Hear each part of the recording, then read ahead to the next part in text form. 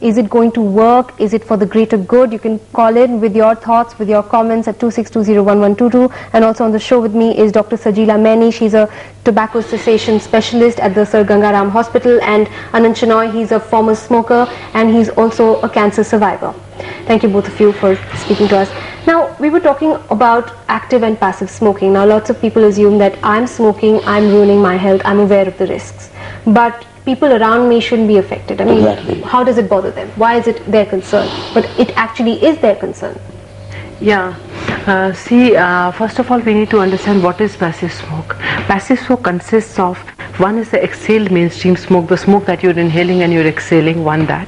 Second is the side stream smoke, the smoke that is from the lighted end of the cigarette that is going. Third is the contaminants by the burning of the cigarette paper.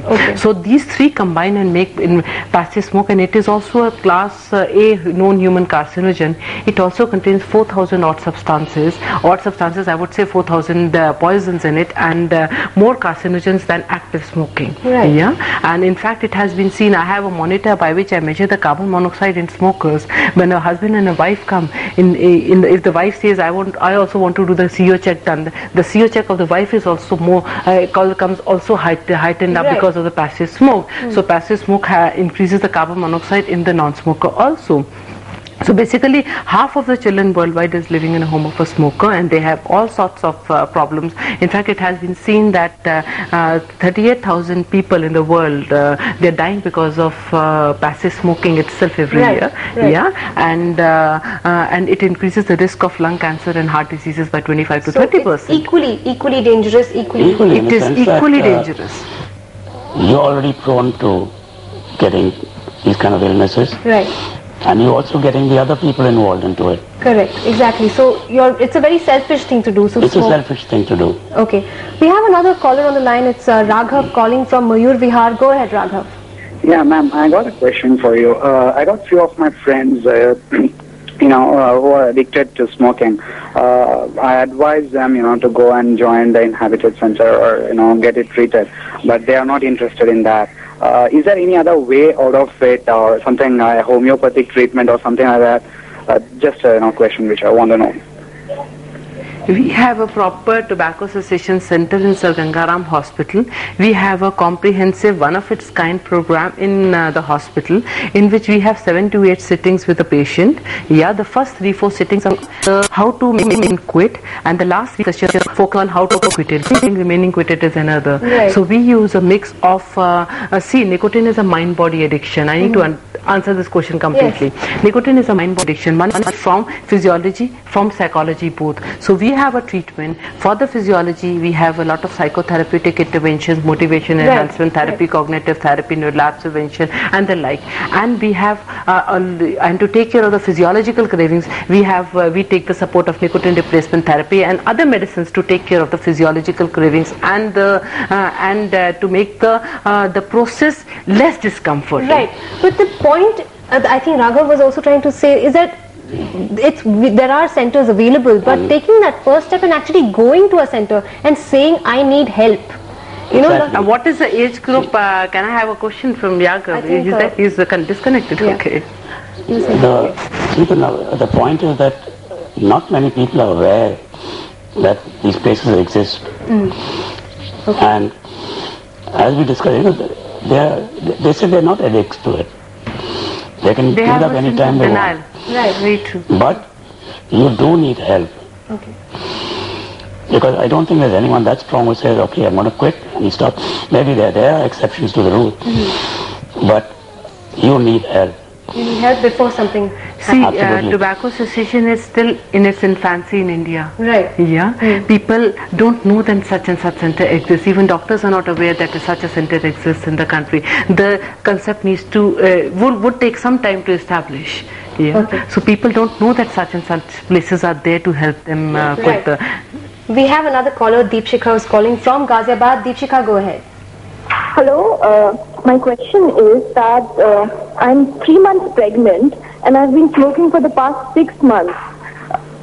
So will that be a problem? And I can't, quit smoking for some reason. I've tried guns and everything, but nothing seems to be working. Okay. Deepshikha, you really need to quit smoking, ma'am. It's very, I would really request you to quit, because that would harm your child also equally bad, because a pregnant woman smoking would really damage herself, and everything, your smoke and everything goes from the body to, from the placenta to the baby, and your baby is also getting the thing. The baby might have the hampered growth, or his lung functioning might be affected, his body weight might be affected, he might have some complications in pregnancy, and the child also might have the death syndrome is also there. I was actually thinking not to speak, because she's a pregnant female. So and cord death is also there, and 100 and other complications during the delivery, and even the mental ability of the child would be at a question. So you really need to quit smoking. It's for you to decide the health of you and your child, or smoking. Right. Yeah, and the other point is that it's just 6 months down the line, so you can still stop. You can still stop. In fact, 12 hours after you've had your last cigarette, that is when the benefits of quitting start. Benefits of quitting start. And I should say she's carrying a baby. Yeah. She's carrying a baby. That's if she cannot, well, one thing, if she's finding it very difficult to quit, she should consult a specialist and get herself treated.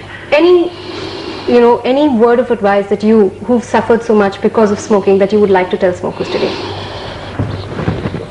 One what I would really suggest is to all, especially the kids, from the age group of 16 onwards, to don't even think about smoking. Because don't even start with that first cigarette.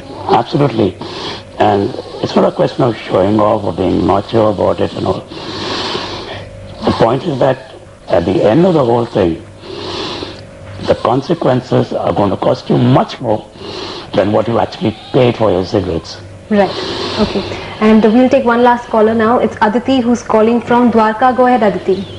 Yeah, what I want to know is, like, most of the friends that I had, they started smoking because they had heard smoking helps in losing weight.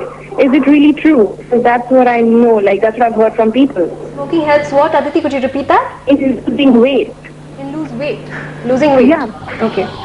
Yeah. Ma'am, I would really like you to look into the matter very seriously. If smoking leads to weight reduction, then all smokers should be slim. But I find this is fact. People coming to my clinic for help for quitting. Right. Yeah. So if smoking reduces weight, then it should have shed weight of the. So that is only a misnomer. Yes, smoking definitely is an appetite suppressant, but that is not the right way to reduce weight. It's not the right way, because it's not the right way, because the repercussions are far more than the few kgs that you've shed. In fact, it's not just for losing weight, it's a question of people's lifestyles also.